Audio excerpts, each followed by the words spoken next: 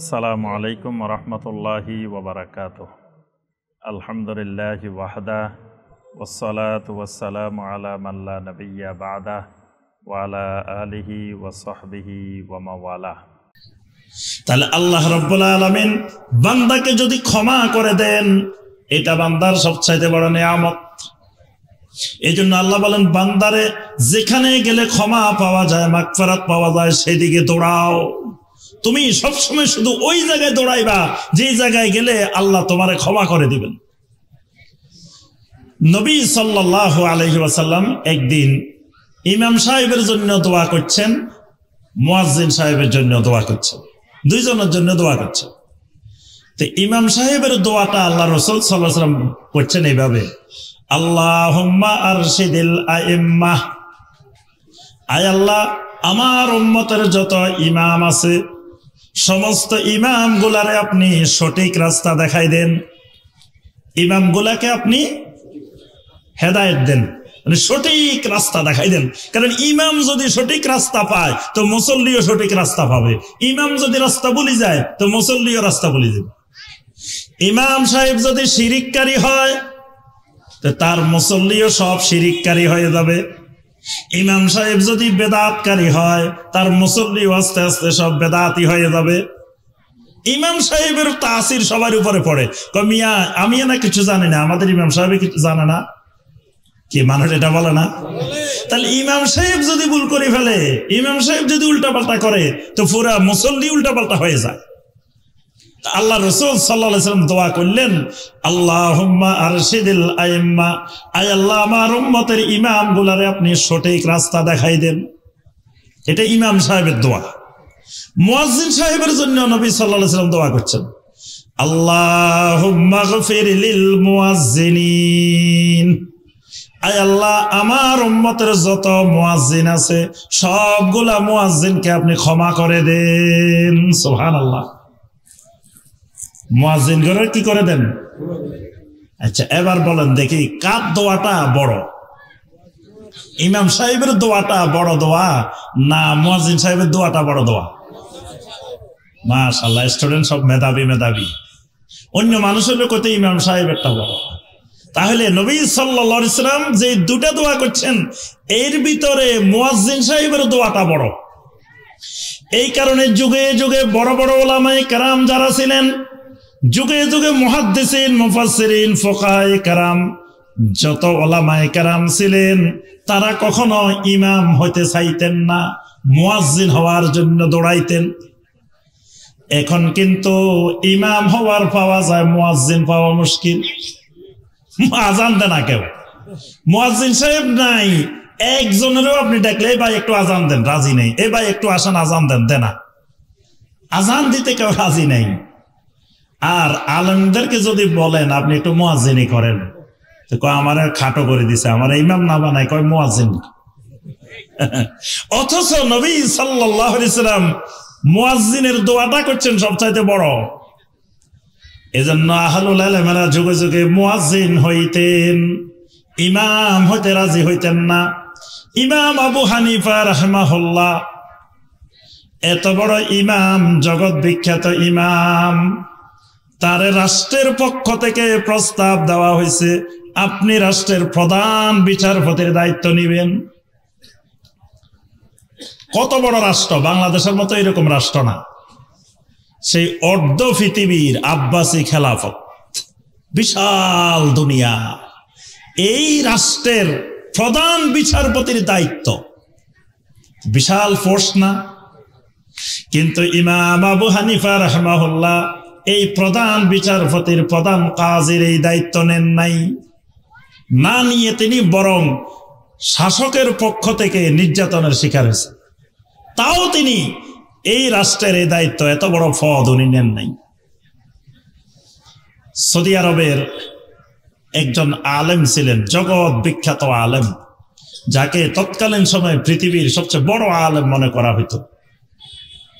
চট্টগ্রামের প্যারেড ময়দানে 1996 সালে আল্লামা দেলোয়ার হোসেন সাঈদী রাহিমাহুল্লাহ তাফসীর মাহফিলে আমি সরাসরি উপস্থিত ছিলাম। সেই মাহফিলে এই আল্লামা সাঈদী রাহিমাহুল্লাহ ঘোষণা দিয়েছিলেন যে আমি গত বছর সৌদির রাষ্ট্রীয়ভাবে সরকারি মেহমান হিসাবে আমি হজ করছি। সাঈদী সাহেব বলছিলেন ওই হজের মধ্যে পৃথিবীর সবচাইতে বড় আলেমের সাথে আমার দেখা হয়েছে। আমি সেদিন, আমি তখন আলেমে পড়ি, মাদ্রাসায় আলেমে পড়ি, আলেমের ছাত্র। তো তখন ওনার মুখে প্রথম নামটা শুনছি যে পৃথিবীর সবচাইতে বড় আলেম, তার সাথে আমার দেখা করার, হাত মিলানোর সৌভাগ্য হয়েছে। তার নামটা কি আমি সেদিন মনে রাখছি, তার মুখ থেকে শুনি, তো মুহাম্মদ বিন সালেহ আল উসাইমিন রাহিমাহুল্লাহ। তো তিনি বলেন ওই আলেমের সাথে আমার দেখা হওয়ার পরে তার একটা তাফসির আমাকে দিছেন।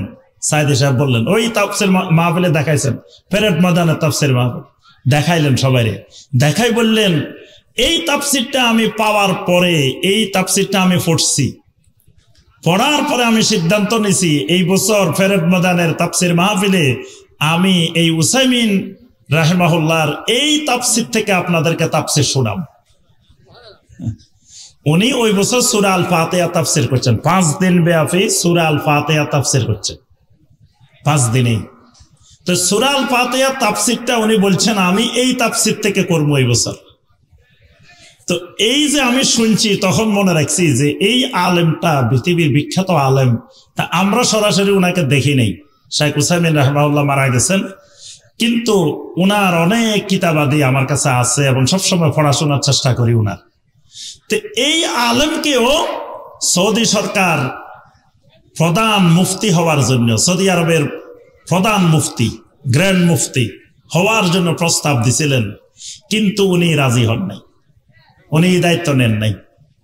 সারা জীবন মৃত্যু পর্যন্ত তিনি এলমের সাথে ছিলেন, এই মুহাম্মদ বিন সালেহ আল উসাইমিন রাহিমাহুল্লাহ। তা আমি যে কথাটা বলছিলাম যে দেখেন যে ইমাম এবং মুয়াজ্জিন দুইজনের জন্য আল্লাহ রাসূল সাল্লাল্লাহু আলাইহি ওয়াসাল্লাম দোয়া করছেন, তো কার দোয়াটা বড়? কেন মুয়াজ্জিনেরটা বড়? মাগফিরাতের দোয়া। ইমামেরটা কিন্তু হেদায়েতের দোয়া। আপনি যদি কারোরে কন, ইমাম সাহেবের কন ইমাম সাহেব আপনারে আল্লাহ হেদায়েত দিক, তার অর্থ কি ভালো দোয়া করছেন? তার অর্থ ইমাম সাহেব উল্টা পাল্টা করতেছে, এই জন্য করতেছেন আল্লাহ আপনারে হেদায়েত দিক। কিন্তু যদি একজনের বলেন আল্লাহ আপনারে মাফ করে দিক, এটা সবচাইতে বড় দোয়া। কোন লোক মারা গেছে, খবর শুনছেন অমুক আল্লাহর বান্দা, অমুক আল্লাহর বান্দি মারা গেছেন, সর্বপ্রথম যে দোয়াটা করবেন আল্লাহুম্মা গফির লাহু, আল্লাহ আপনার এই বান্দাকে ক্ষমা করে দেন, আল্লাহ আপনার এই বান্দাটাকে ক্ষমা করে দেন। 2 সিজদার মাঝখানে দোয়া আছে, আছে না? কি দোয়া? জি, আল্লাহুম্মা গফিরলি। 1 নম্বর দোয়াটা আল্লাহুম্মা গফিরলি, আল্লাহ আমাকে কি করেন? ক্ষমা করে দেন।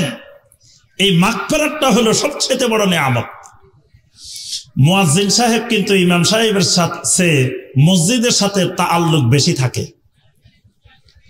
মুয়াজ্জিন সাহেব আজান দেওয়ার জন্য মসজিদে যাওয়া লাগে জামাতের কমপক্ষে আধা ঘন্টা আগে। ইমাম সাহেব একামতের সময় গেলেই চলে, মুয়াজ্জিন মসজিদে আসতে হয় কতক্ষণ আগে? কমপক্ষে আধা ঘন্টা 1 ঘন্টা আগে আসা লাগে। আর ইমাম সাহেব আসেন কোন সময়? তাহলে মসজিদে আল্লাহর ঘরের সাথে তাআল্লুক কার বেশি? মুয়াজ্জিন সাহেবের বেশি। সবাই চলে গেছে আল্লাহর ঘর থেকে, সালাত শেষ, জামাত শেষ, কিন্তু ইমাম সাহেব, মুয়াজ্জিন সাহেব যাওয়ার সুযোগ নাই, মুয়াজ্জিন সাহেব বসে থাকতে হয়। তাহলে মুয়াজ্জিন সাহেব আসেন সবার আগে, যান সবার পরে।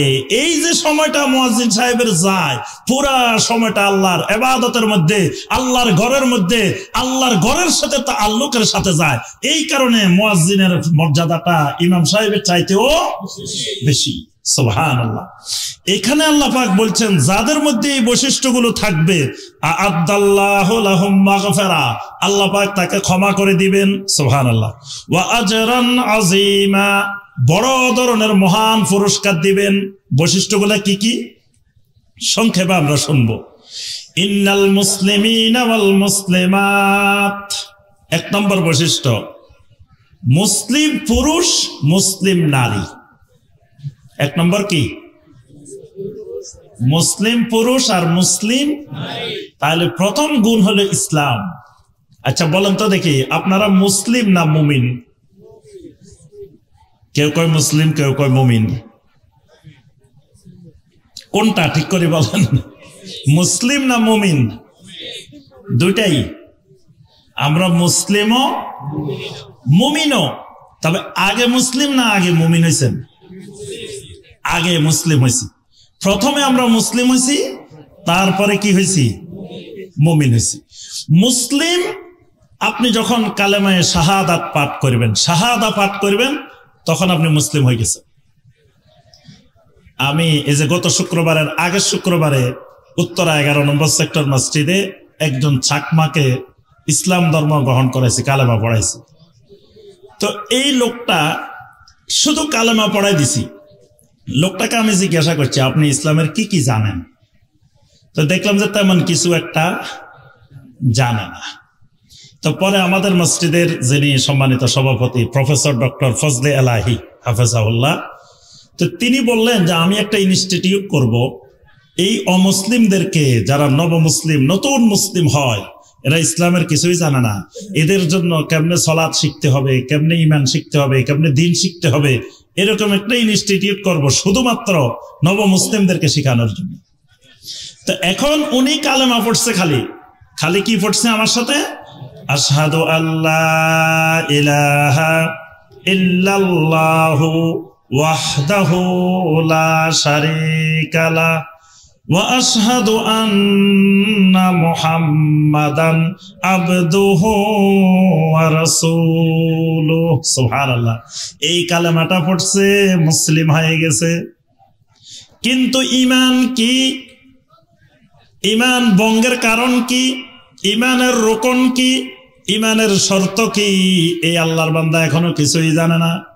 তাহলে লোকটা প্রথমে মুসলিম হয়েছে, এরপরে যখন ওগুলা জানবে আর মানবে, তারপরে যাই লোকটা মুমিন হবে, তারপরে লোকটা কি হবে? এই কারণে আল্লাহ রাব্বুল আলামিন সূরা আল হুজুরাতের মধ্যে বলছেন, ক্বালাতিল আ'রাবু আমান্না, বেদুইনেরা আসি বলে আমরা ঈমান আনছি, ঈমানদার হয়ে গেছি। আল্লাহ পাক বলেন, কুল লাম তুমিনু, ও বেদুইনেরা বলো আমরা মুমিন হই নাই, ঈমানদার হই নাই। কি বলবা তোমরা? ওয়ালাকিন কুলু আসলামনা, তোমরা বলো আমরা মুসলিম হইছি। ওয়ালাম্মা ইয়াদখুলিল ঈমানু ফি কুলুবিকুম, কারণ ঈমান এখনো তোমাদের অন্তর পর্যন্ত পৌঁছে নাই। ঈমান এখনো জবানে রয়ে গেছে। কারণ তুমি শাহাদা জবানে কালেমা পড়ছো, কিন্তু ঈমান এখনো অন্তর পর্যন্ত, কল পর্যন্ত পৌঁছে নাই। তাহলে প্রথম একজন মানুষ কি হয়? মুসলিম হয়। মুসলিম হয় কিভাবে? ইসলাম গ্রহণের মাধ্যমে। ইসলাম থাকলে মুসলিম, ইসলাম না থাকলে মুসলিম। আচ্ছা, এবার আপনাদের কাছে প্রশ্ন। এক নম্বরে আমরা বুঝবো ইসলামটা। আল্লাহ রাব্বুল আলামিন কোরআনে কারিমে অনেক আয়াতে বলছেন মুসলিম হওয়ার জন্য, বলছেন না? আবার আরেক আয়াতে আল্লাহ বলছেন যে আল্লাহর জমিনে যত মাখলুক আছে সবাই মুসলিম। এই দুইটা বুঝাই আমরা এই এক নম্বর পাঠ শেষ করব। আল্লাহ রাব্বুল আলামিন দেখবেন একটা আয়াতে কারিমা আমি সবসময় পড়ি, এই কারণে যে আল্লাহ রাসূল সাল্লাল্লাহু আলাইহি ওয়াসাল্লাম যে কোনো আলোচনা শুরু করলে এই আয়াত দিয়ে শুরু করতেন। ইয়া আইয়ুহাল্লাযীনা আমানুত্তাকুল্লাহা হাক্কা তুকাতিহি ওয়া লা তামুতুন্না ইল্লা ওয়া আনতুম মুসলিমুন। সূরা আলে ইমরানের 102 নম্বর আয়াত। আল্লাহ রাব্বুল আলামিন এই আয়াতে কারিমায় বলেন, ওয়ালা তামুতুন্না, খবরদার খবরদার কেউ মরতে পারবে না, ততক্ষণ পর্যন্ত কেউ মরিও না, ইল্লা ওয়া আনতুম মুসলিমুন, যতক্ষণ পর্যন্ত না তুমি মুসলিম হইবা। মুসলিম হয়ে মরিবা, মুসলিম হওয়ার আগে মরিও না। তাহলে মরতে হবে কি হয়ে? ইব্রাহিম আলাইহিস সালামকে আল্লাহ রাব্বুল আলামিন বললেন, ইদ ক্বালা লাহু রাব্বুহু আসলিম, ও ইব্রাহিম আমার খলিল, আপনি মুসলিম হয়ে যান। আসলিম, ক্বালা আসলামতু লিরাব্বিল আলামিন। সুবহানাল্লাহ। ইব্রাহিম আলাইহিস সালাম বললেন, আমি আমার রব্বুল আলামিনের প্রতি মুসলিম হয়ে গেলাম। ইব্রাহিম আলাইহিস সালাম ইয়াকুব আলাইহিস সালাম মারা যাওয়ার আগে সন্তানদেরকে ডেকে বললেন, ইয়া বানিয়া, ও আমার সন্তানেরা, আমার বংশধরেরা, লা তামুতুন্না ইল্লা ওয়া আনতুম মুসলিমুন, তোমরাও মুসলিম না হয়ে মরিও না, তোমরাও মুসলিম না হয়ে। তাহলে মুসলিম হয়ে মারা যেতে হবে, মারার আগে মুসলিম হইতে হবে। আরেকটা আয়াত আমরা বলছি, আল্লাহ পাক বলছেন, ওয়ালাহু আসলামা মান ফিস সামাওয়াতি ওয়াল আরদি তাওআন ওয়া কারহা। জমিনে যত মাখলুকাত আছে, আসমানে জমিনে যত মাখলুকাত আছে, ইচ্ছাই হোক আর অনিচ্ছাই হোক, তারা সবাই আল্লাহর সামনে মুসলিম হয়ে গেছে। তাহলে সবাই যদি মুসলিম হয়, তা আবার আলাদা করে আল্লাহ মুসলিম হইতে কেন বলছেন? আচ্ছা, প্রথম কথা আসেন, ইসলাম মানে কি? ইসলাম অর্থ কি? ইসলাম অর্থ জানা না দেখি। আপনারা মুসলিম তো? এবার তো সন্দেহ কয় না, আমরা মুসলিম কিনা তো সন্দেহ আছে। কি মুসলিম তো নাকি? তো মুসলিম হলে ইসলাম অর্থ কি? ইসলাম অর্থ অনেকে কইতে লাগছে শান্তি।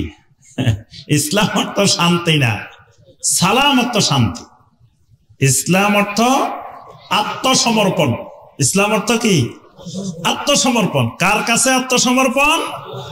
আসলামতু লিরাব্বিল আলামিন, রব্বুল আলামিনের কাছে আত্মসমর্পণ করা। আচ্ছা, ইসলামের বিপরীত কি? ইসলামের বিপরীতটা কি? ধরুন কারো কাছে ইসলাম নাই, তাহলে কি সেই লোকটাকে তো এটাও জানা না কি কয়। নোয়াখালীর মানুষ বাংলাদেশের মধ্যে সবচাইতে এলমিওয়ালা মানুষ। আমার ওস্তাদ ডক্টর আব্দুল্লাহ জাহাঙ্গীর রাহিমাহুল্লাহ বলতেন, নোয়াখালীর যে মানুষটা চাষাবাদ করে, মাঠে চাষ করে, এই লোকে যে কোরআন তালাবাত করে, আমার এই ঝিনাইদহ কুষ্টিয়ার ইমাম, অনেক ইমাম সাহেবেরা ওই তালাবাত করতে পারে না। তাহলে এই নোয়াখালীর আলেমেরা, সেই আমি আপনার কুড়িগ্রামের নাগেশ্বরী, বরুঙ্গামারি, রৌমারি, ওইসব এলাকায় যাই দেখি সব আমাদেরকে কোরআন শিখেছে, ইসলাম শিখেছে নোয়াখালীর হুজুরেরা। বাংলাদেশে যেখানে যাবেন, রংপুর শহরের নোয়াখালী পাড়া আছে, নামে নোয়াখালী পাড়া। তারপর যত মসজিদের ইমাম পুরানা, সব আমাদের এখানে নোয়াখালীর ইমাম সাহেবেরা ছিল। নোয়াখালী হলো আমাদের ওস্তাদ, এদের কাছে আমরা এলেম শিখছি, দিন শিখছি, ইসলাম শিখছি। পুরা উত্তরবঙ্গ আপনার নোয়াখালীর ওলামায়ে কেরাম ইসলাম শিখেছে। তাইলে নোয়াখালীর মানুষ তো সবচেয়ে বেশি জানার কথা। ইসলামের বিপরীত হলো কুফর। ইসলামের বিপরীত কি? কুফর।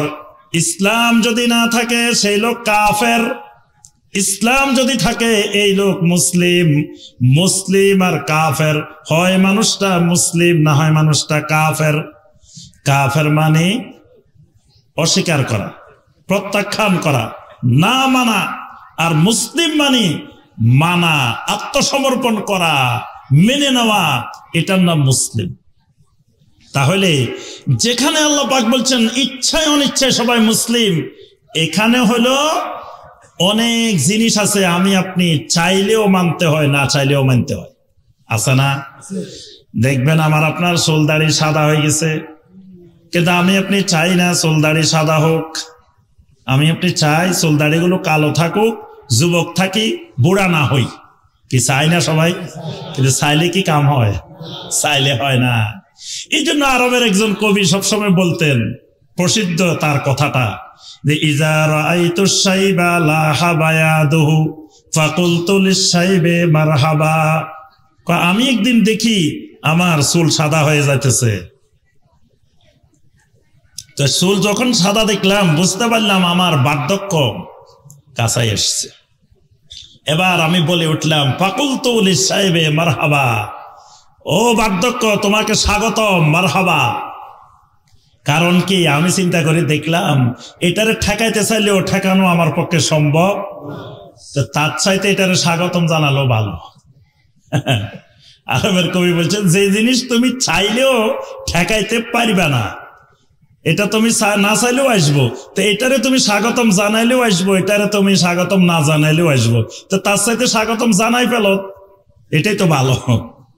তাহলে অনেক জিনিস আমি আপনি চাইলেও হয় না, না চাইলেও হয়। তাহলে অনেক বিধান আছে আমার ইচ্ছার বাহিরে, আমার শরীর আমার মন আল্লাহর বিধান মেনে চলে। আচ্ছা বলেন তো দেখি, আল্লাহ রাব্বুল আলামিন কোথায়? আল্লাহ কোথায়? এখন কিছু কিছু ভাইয়েরা আবার মনে করে কি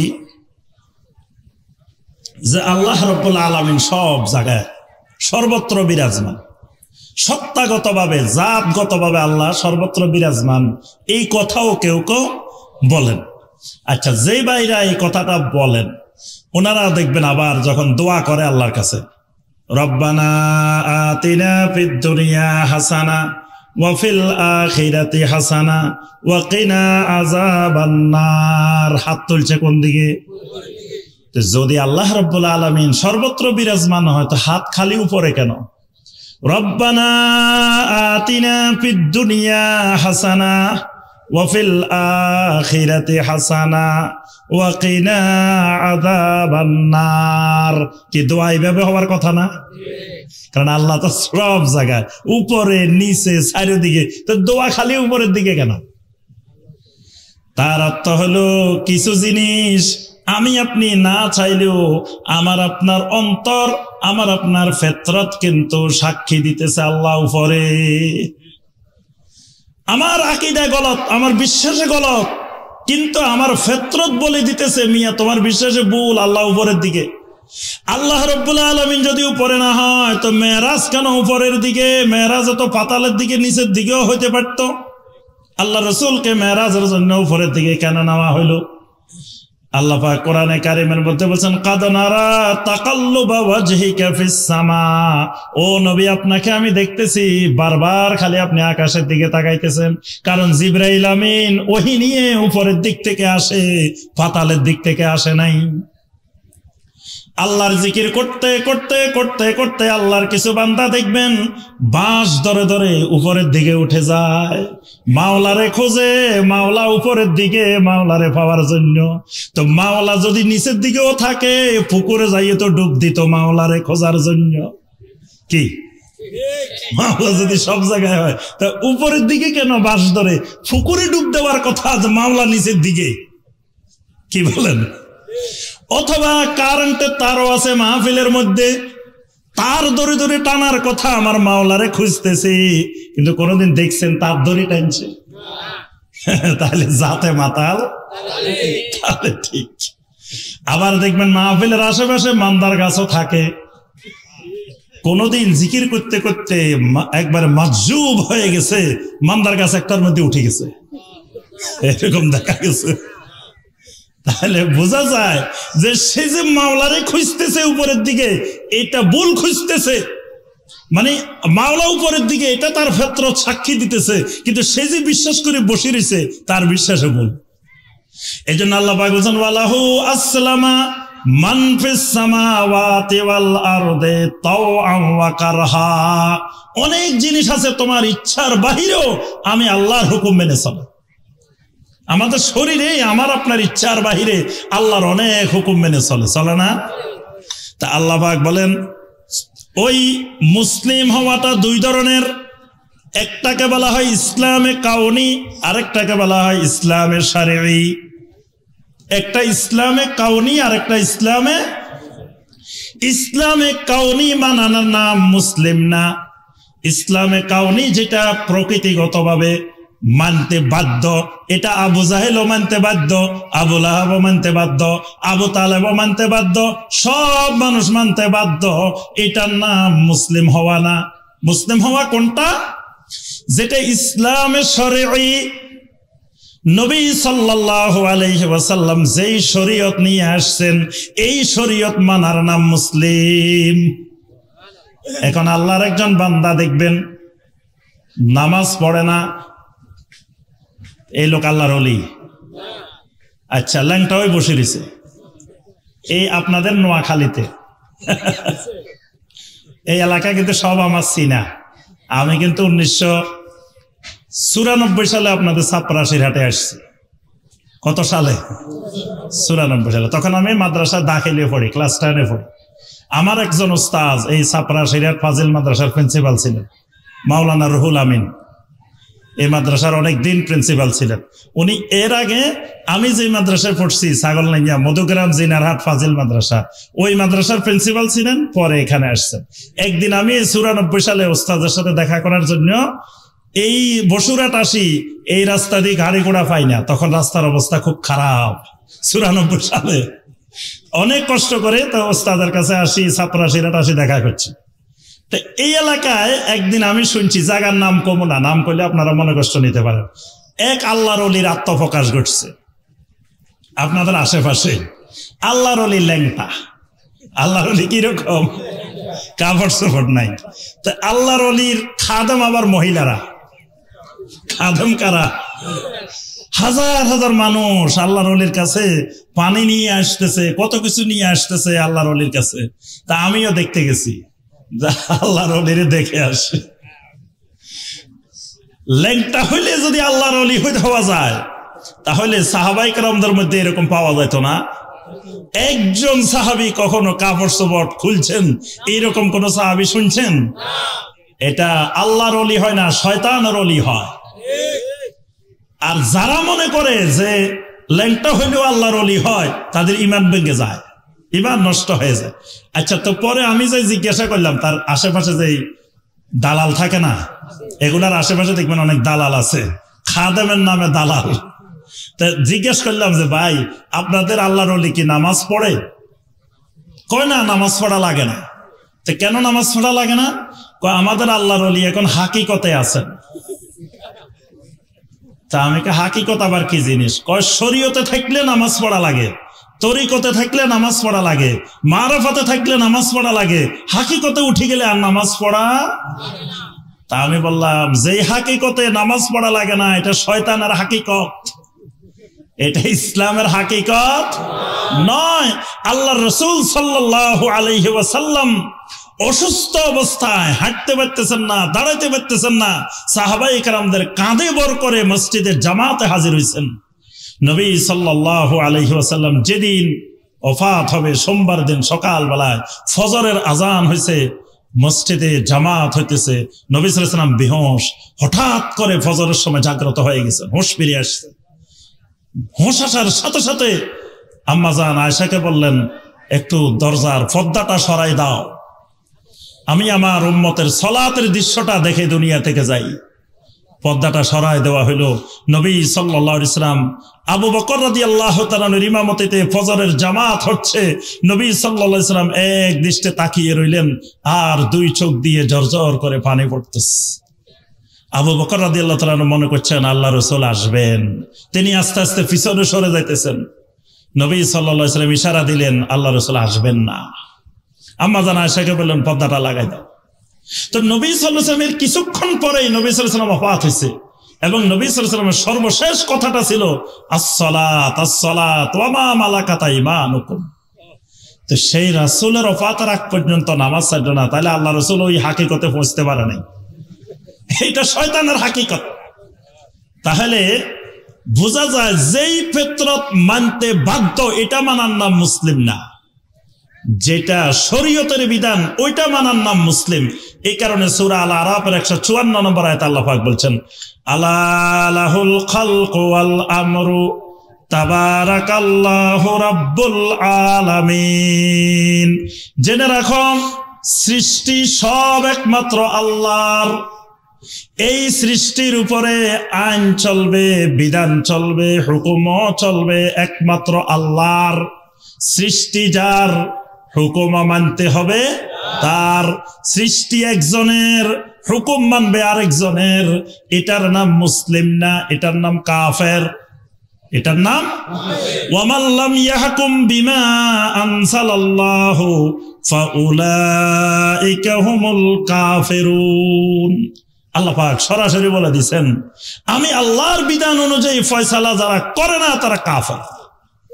কারণ মুসলিম হলে সৃষ্টি যার, বিধানও মানবে তার। এই বিধান মানার নাম মুসলিম, এই বিধান মানার নাম ওয়াল মুমিনিনা ওয়াল মুমিনাত। 2 নম্বরে আল্লাহ পাক বলেন যাদের ঈমান বিশুদ্ধ। ঈমান খালি থাকলে হবে না, ঈমানটা বিশুদ্ধ হওয়া লাগবে। আপনাদের কষ্ট হইতেছে ভাই? এটা আমরা আর বেশি কষ্ট দিব না, একটু পরে শেষ করে দিব তাড়াতাড়ি। ওয়াল মুমিনিনা ওয়াল মুমিনাত, মুমিন কারা? মুমিন হইতে হলে ঈমানের ভিতরে তাওহীদ থাকা লাগবে, শিরিক মুক্ত ঈমান হইতে হবে। ঈমান শুধু থাকলেই হবে না, ঈমানটা হইতে হবে কি রকম? শিরিক মুক্ত, কুফর মুক্ত, বেদাত মুক্ত ঈমান। নবী সাল্লাল্লাহু আলাইহি সাল্লামের যুগে আবু জেহেলেরও ঈমানদার দাবি করত না? আবু জেহেলেরা কি নিজেরা নিজেদেরকে কাফের মনে করত? আমরা তো বলি এরা কাফের, হেরাকে নিজেদেরকে কাফের মনে করত? হেরা নিজেদেরকে কি মনে করত? সাচ্চা, একেবারে অরিজিনাল, একেবারে খাঁটি নির্ভেজাল ঈমানদার। আর নবী সাল্লাল্লাহু আলাইহি ওয়াসাল্লাম আর সাহাবায়ে কেরামদেরকে বলতো এরা ধর্মতে আগে, অর্থাৎ এদের বাপ দাদার যে ধর্ম নবী সাল্লাল্লাহু আলাইহি ওয়াসাল্লাম এই ধর্ম ছাড়িয়ে দিছে। তাহলে এই মানুষগুলো ঈমানদার দাবি করত, কিন্তু ঈমানদার হইতে, মুমিন হইতে পারে নাই। কেন? তারা ঈমানের দাবি করত কিন্তু শিরিক করত। ওয়ামা ইউমিনু আকসারুহুম বিল্লাহি ইল্লা ওয়া হুম মুশরিকুন। আল্লাহ পাক বলেন তাদের অধিকাংশই আল্লাহর উপরে ঈমান আনত, ঈমান আনার পরেও তারা মুশরিক, কারণ তারা শিরিক করত। শিরিক এমন এক জঘন্য অপরাধ, শিরিক করলে ঈমান নষ্ট হয়ে যায়, ঈমান ভেঙে যাবে। শিরিক করার কারণে জীবনে যত আমল করছেন সব আমল নষ্ট হয়ে যাবে। একেবারে যত সালাত, যত সিয়াম, যত হজ, যত সাদাকা, যত যাকাত, যত আমল করা হয়েছে সমস্ত আমল শেষ। শিরিকের কারণে আল্লাহর জান্নাত হারাম হয়ে যাবে। শিরিক করলে আল্লাহর জান্নাতের ধারে কাছেও যাওয়া যাবে না। এই কারণে আল্লাহ পাক শর্ত দিবেন, আমি আল্লাহর ক্ষমা পাইতে হলে মুমিন মুমিনাত হওয়া লাগবে, অর্থাৎ শিরিক মুক্ত ঈমান, কুফর মুক্ত ঈমান লাগবে। ঈমানের সাথে শিরিক থাকলে সে মুমিন না, ঈমানের সাথে কুফরি থাকলে সে মুমিন। আচ্ছা এবার বলেন দেখি ঈমানের বিপরীত কি? আপনারা মনে কষ্ট নেন, জিজ্ঞাসা করেন ঈমানের বিপরীত কি? কুফর। কুফরের বিপরীত কি? তাওহীদের বিপরীত কি? আপনারা তাওহীদি মুসলিম জনতা না কি? তাহলে তাওহীদের বিপরীত কি? শিরিক। তাওহীদের বিপরীত শিরিক, শিরিকের বিপরীত সুন্নতের বিপরীত কি? বেদাতের বিপরীত কি? সুন্নত।